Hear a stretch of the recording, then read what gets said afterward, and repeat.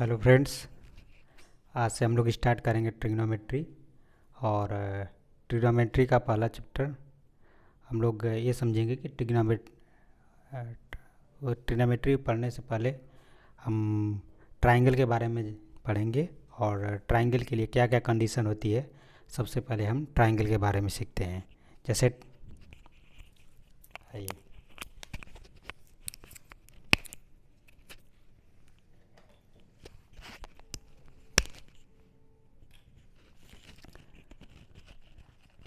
जैसे ये हमारा ट्राइंगल होगा। ट्राइंगल ट्राइंगल में ए बी सी इसका एंगल है। और इसमें ट्राइंगल में सबसे महत्वपूर्ण ये चीज़ ये है कि इसमें क्या क्या जानने की ज़रूरत है।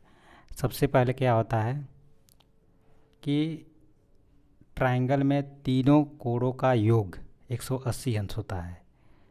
मतलब angle A plus angle B plus angle C equal to 180 degree 180 degree होता है। दूसरी चीज़, ट्राइंगल में क्या होता है कि अगर हम ए के सामने की भुजा अगर ए मान लें, बी के सामने की भुजा बी मान लें, सी के सामने की भुजा सी मान लें, तो कोई भी कंडीशन लेंगे, अगर अगर हम सी ले रहे हैं तो C is always less than A plus B होगा। पहली कंडीशन हमारी ए होती है, यानी कि ट्राइंगल की किसी भी एक भुजा शेष दो भुजा के एडिशन से सदैव लेस देन होगी, यानी छोटी होगी। दूसरी कंडीशन क्या होती है, C is greater than A minus B. यानी अगर हम सी भुजा की कंपेयर करें तो सी जो है ए माइनस बी के बी से सदैव क्या होगा, बड़ा होगा। इसका मतलब क्या है, अगर हम इसको तीनों को एक साथ लिखें तो C is less than A plus B. उसी तरह से सी इज ग्रेटर देन है तो C A minus B less than C. तो इसमें क्या है कि ट्राइंगल बनने की सब कंडीशन यही रहती है। क्या रहता है कि अगर हम किसी भी, जैसे ट्राइंगल है, अगर ट्राइंगल में किसी एक पर्टिकुलर भुजा की बात करें तो ये भुजा अगर सी को हम ले रहे हैं तो शेष दो भुजा के एडिशन से सदैव छोटी होगी और उसके अंतर से सदैव बड़ी होगी। जब हमने इसे ऐसे मिलाया तो हमारा ए एंगल होगा, ये कंडीशन होगी। अगर हम इसका अगर बी ले लें, अगर बी भुजा की हम बात करें तो अगर बी के कंपेयर अगर हम करते हैं तो बी शेष दो भुजा यानी सी और ए, यानी ए प्लस सी सदैव क्या होगी, लेस देन होगी, यानी ए प्लस सी के एडिशन से सदैव छोटी होगी। और उसी तरह से ए माइनस सी से बड़ी होगी।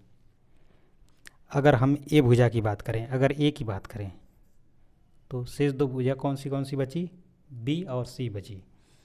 तो वो क्या होगी, बी प्लस सी से छोटी होगी और बी माइनस सी से बड़ी होगी। त्रिभुज बनने के लिए condition number 1, condition number 2, condition number 3, ये तीनों कंडीशन होती है। तो हमें त्रिभुज को पढ़ने के लिए ये जानना ज़रूरी है कि सबसे पहले क्या है कि ट्राइंगल बनने के लिए क्या क्या कंडीशन होती है। तो ट्राइंगल बनने के लिए ए माइनस बी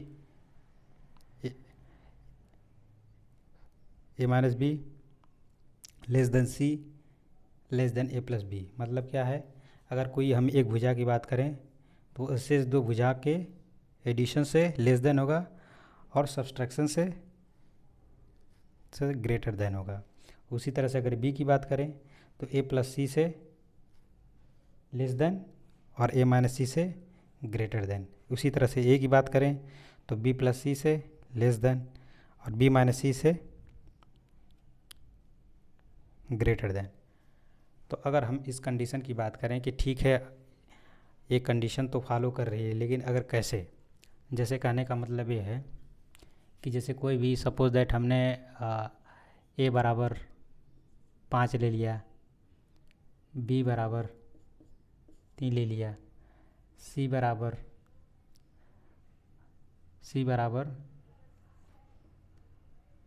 4 ले लिया, तो क्या ट्राइंगल बनेगा या नहीं बनेगा? अगर हम जैसे ए की बात करें, सपोज दैट हम इस कंडीशन में से एक कंडीशन लेते हैं, जैसे अगर हम ए की केवल बात करेंगे तो ए क्या होगा, बी प्लस सी से क्या होगा, लेस देन होगा। लेकिन भाई बी माइनस सी से क्या होगा, ग्रेटर देन होगा। तो हम इसमें रखेंगे, हम रख के वैल्यू अगर देखते हैं, अगर एक कंडीशन अगर फॉलो कर रही है तो हमारा ट्राइंगल होगा, अगर कंडीशन फॉलो नहीं कर रही है तो ट्राइंगल नहीं होगा।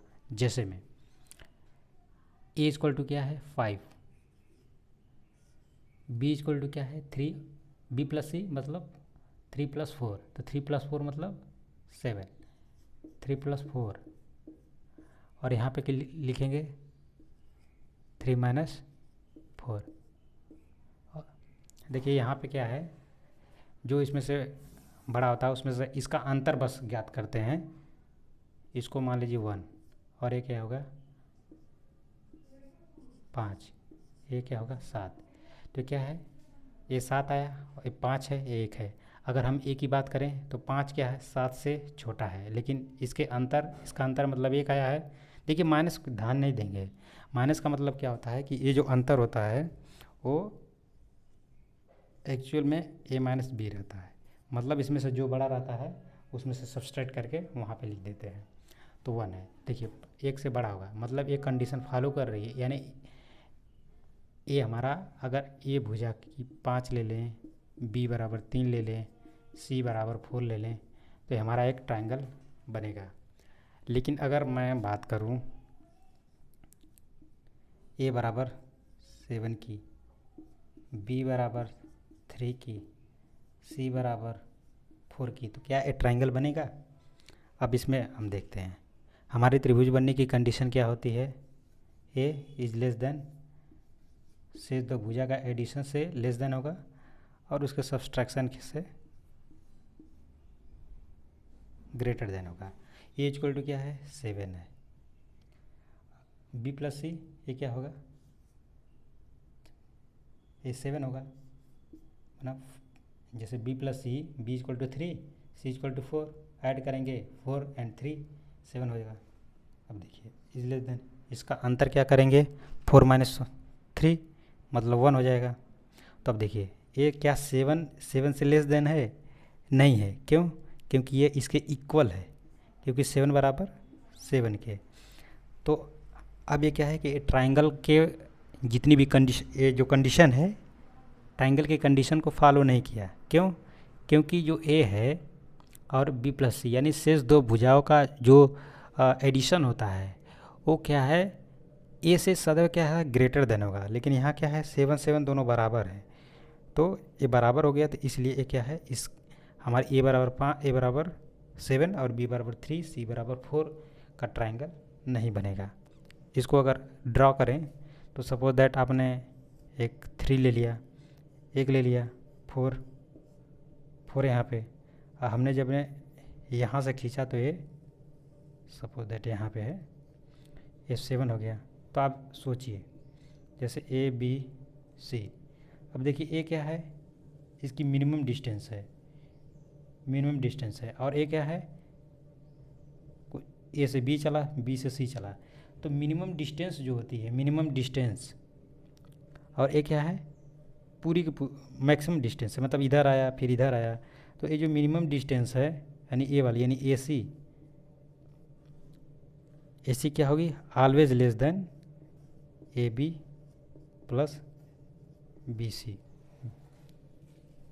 तो अब देखिए जैसे अगर हम ये 4 3 7 अगर करें, सपोज दैट हमारा 4 3 7 हो गया, तो अगर यहाँ से 3 चला, यहाँ से 4 चला, तो A7 हो गया।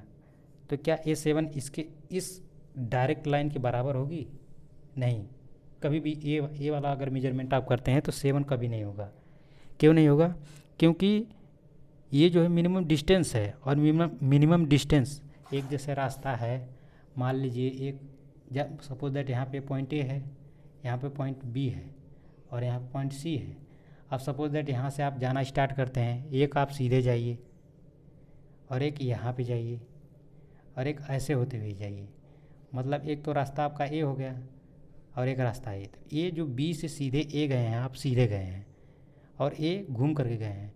तो अगर ए 3 है 4 है, तो ए 3 4 अगर 7 हो रहा है तो ए 7 कभी नहीं होगा। क्यों? क्योंकि ये मिनिमम डिस्टेंस है, और सदैव 7 से क्या होगी, 4 × 7 से क्या होगी, छोटी होगी, से छोटी होगी।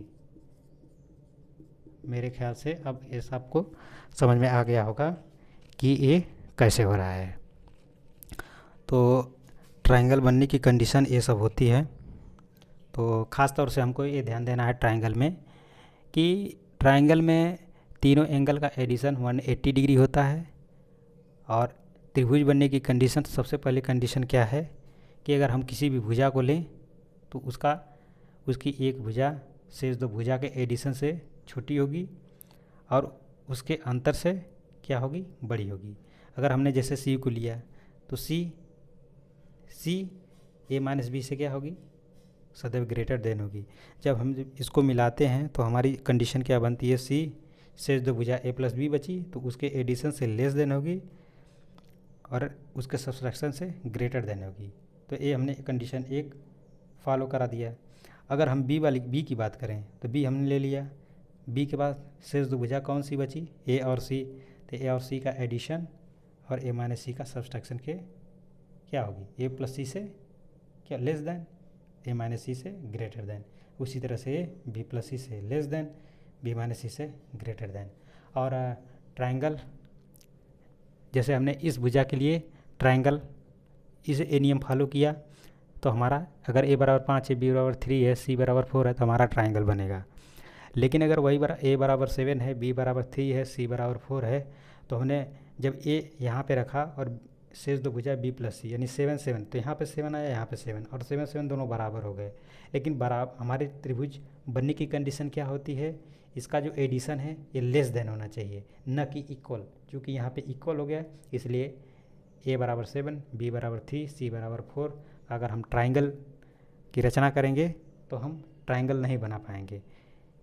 क्यों? क्योंकि यहाँ पे आपको बाध्य कर दिया है कि हमारी A=7 ही होना चाहिए, B=3 ही होनी चाहिए, C=4 होना चाहिए। तो ट्रायंगल बनने की एक कंडीशन है। अब देखिए, ट्रायंगल बनने की एक कंडीशन आपने तो जान लिया। उसके बाद हम ट्रायंगल की बात करते हैं कि ट्रायंगल कितने प्रकार के होते हैं और ट्रायंगल में क्या क्या चीज़ें होती हैं। चूँकि देखिए, हम ट्रिग्नोमेट्री का एक बेस रख रहे हैं, और ट्रिग्नोमेट्री में बेस रखने के लिए एक ट्रायंगल का जानना ज़रूरी होता है। और ट्रायंगल में सबसे मेन इम्पॉर्टेंट क्या है, राइट ट्रायंगल। तो राइट एंगल ट्रायंगल के बारे में हम लोग पूरा डिटेल से पढ़ेंगे। क्यों? क्योंकि पूरी ट्रिग्नोमेट्री में राइट एंगल ट्रायंगल पे ही पूरा डिपेंड है। तो इसलिए हम क्या करते हैं, सबसे पहले ट्रायंगल पढ़ते हैं। ट्रायंगल के बारे में आपने जान ही लिया, फिर उसके बाद अब ट्रायंगल बनने की कंडीशन क्या क्या होती है वो पढ़ते हैं। तो जैसे हम ट्रायंगल की बात करें तो ट्रायंगल, देखिए, इसको हम 2 भागों में बांट सकते हैं। 2 भागों में आपने बांट दिया, एक भाग है। अब इसमें क्या होगा, एक क्या करेंगे, एक on the base of angle, यानी एंगल के बेस पे एक बार डिवाइड करेंगे कि ट्रायंगल के कितने पार्ट होते हैं, और एक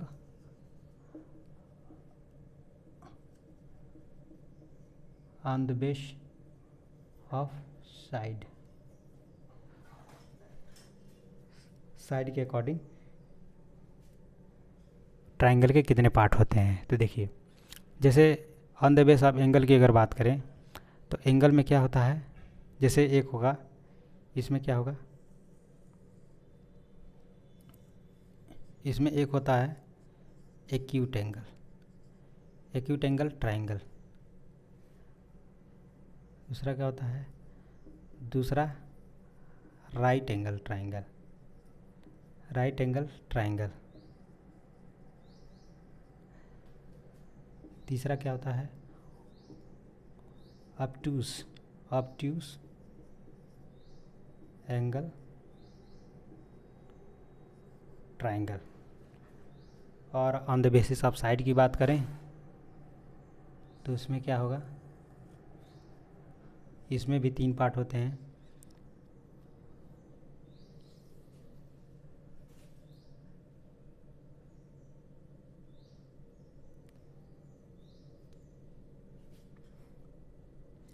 एक होता है आइसोसेल्स,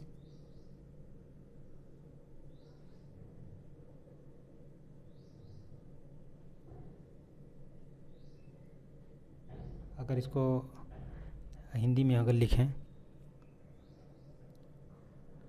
तो क्या होता है, एक, चलिए हिंदी में ही लिख देता हूँ, विषम बाहु,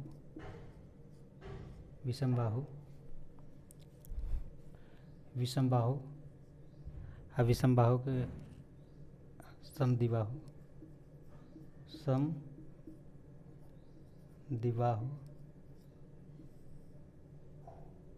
समद्विबाहु ट्रायंगल, विषम बाहु ट्रायंगल, और इस समबाहु।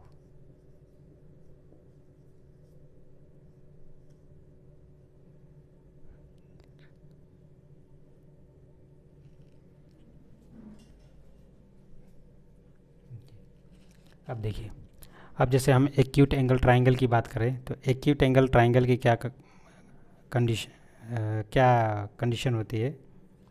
एक्यूट एंगल ट्रायंगल, देखिए एक्यूट एंगल ट्रायंगल में अगर हम ए बी सी की बात करें, ये θ1, θ2, θ3, तो इसमें क्या है कि एक्यूट एंगल में एवरी एंगल यानी all angle, all angle less than 90 degree. 90 degree मतलब क्या है, ऑल एंगल 90 डिग्री मतलब क्या होगा, जैसे θ1 ग्रेटर लेस देन 90 डिग्री होगा, आपका θ2 लेस देन 90 डिग्री होगा, और θ3 लेस देन 90 डिग्री होगा। ये एक्यूट एंगल ट्रायंगल की विशेषता है। जैसे एक बार फिर से, जैसे राइट एक्यूट एंगल ट्रायंगल की क्या क्या विशेषता है कि all angle less than 90 degree होगा, यानी θ1 θ2 θ3 की अगर बात करें तो θ1 हमारा 90 डिग्री से लेस देन होगा, θ2 90 डिग्री से लेस देन होगा, θ3 भी 90 डिग्री से लेस देन होगा। अगर हम राइट एंगल ट्रायंगल की बात करें, यहाँ पे राइट एंगल ट्रायंगल की बात करें तो इसमें क्या है, इसमें वन एंगल यानी एक एंगल क्या रहेगा, एक एंगल 90 डिग्री होगा, एक एंगल 90 डिग्री होगा, अब बाकी जो है एंड रिमेनिंग एंगल रिमेनिंग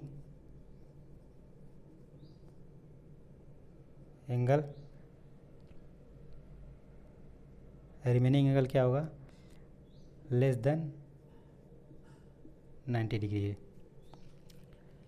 अब जैसे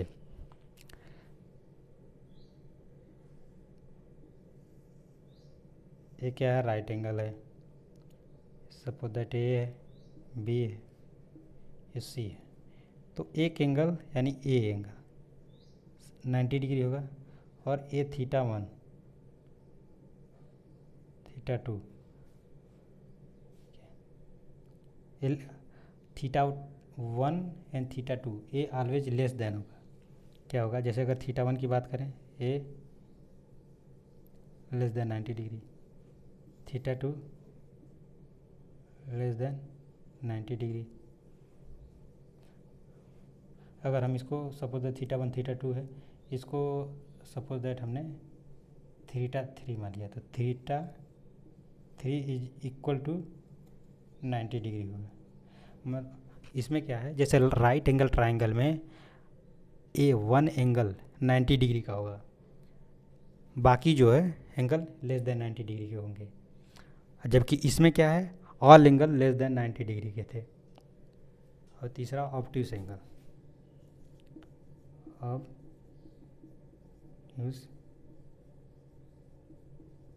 एंगल, ऑब्ट्यूस एंगल में वन एंगल क्या होगा, यानी एक एंगल क्या होगा, ग्रेटर देन 90 डिग्री, 90 डिग्री से एबव होगा, एंड रिमेनिंग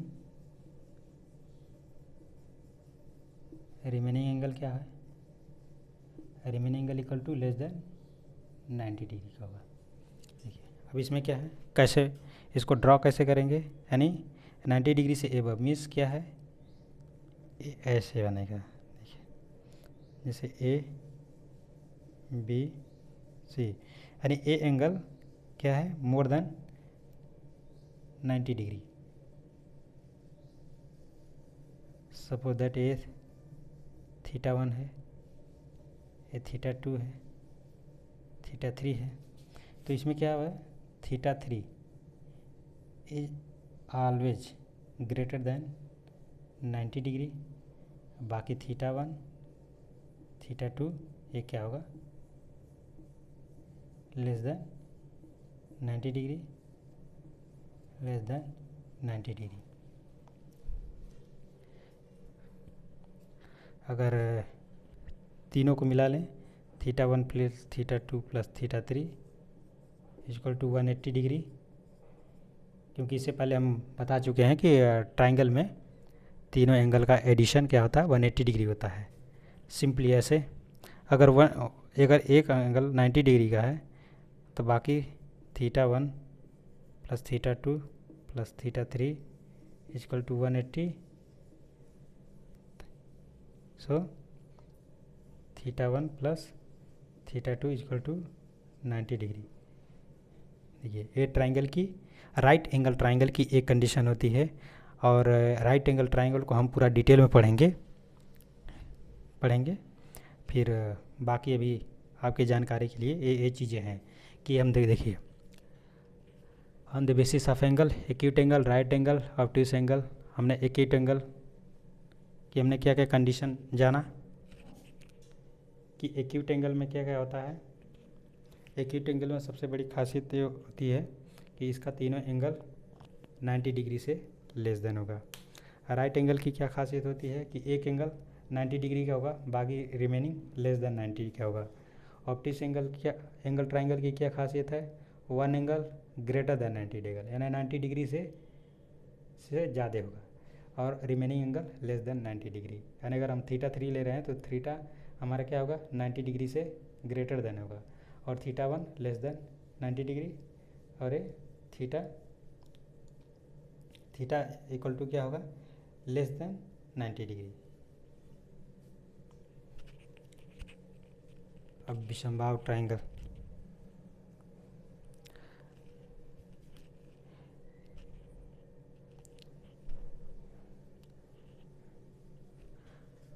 विषमबाहु त्रिभुज, समबाहु त्रिभुज, समबाहु त्रिभुज, ये मैं ज्योमेट्री जब पढ़ाऊँगा तो इसके बारे में पूरा डिटेल पढ़ाऊँगा, लेकिन अभी हम लोगों का मेन फोकस है ट्राइंगल, और ट्राइंगल में ये राइट एंगल सबसे महत्वपूर्ण है।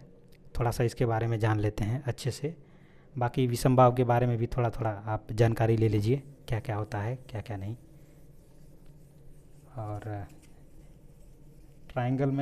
ट्राइंगल पढ़ने के लिए दो चीज़ ज़रूरी है, एक राइट एंगल, उसको जितना गहराई से पढ़ेंगे उतना आपका बेसिक कॉन्सेप्ट क्लियर होगा, और राइट एंगल ट्राइंगल धीरे धीरे हम ख़त्म करेंगे।